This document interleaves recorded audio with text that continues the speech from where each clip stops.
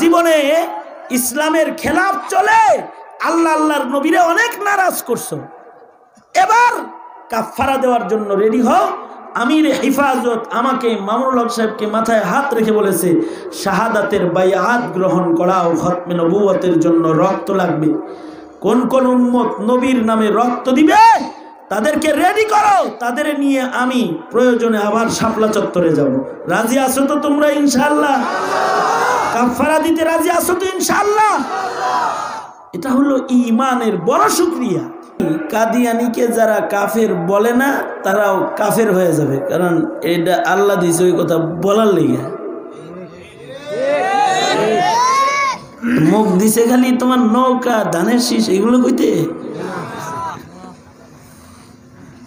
মুখ দিছে আল্লাহর কথা বলতে, মুখ দিছে নবীর রিসালাতের কথা বলতে, মুখ দিছে কেউ অন্যায় করলে তাকে ধমকি দিতে। অনেকে কয় কি, কয় হুজুর আমরা খুব ভালো মানুষ, নিরিবিলি, কোনো ভেজালে নাই, খালি দোকানে যাই আর আই, যাই আর আই, অফিসে যাই আর আসি,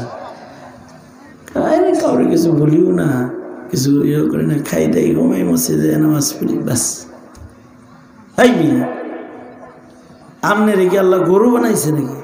কথা কন না আপনি কথা বলবেন, এই জন্যই তো আপনি ইনসান।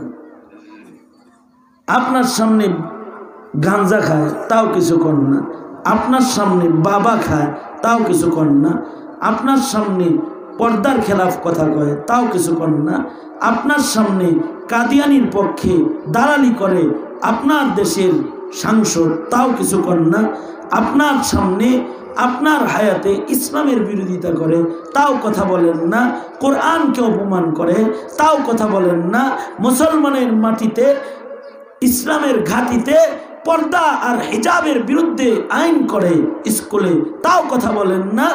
আপনি কথা বলবেন কখন? বাড়ি খাইবেন যখন, তখন আপনি তো বুবা শয়তান। কি শয়তান? ঠিক একজনে বললেন কেন? কি কি কি শয়তান? জোরে বলেন, আওয়াজ করে বলেন, কি শয়তান?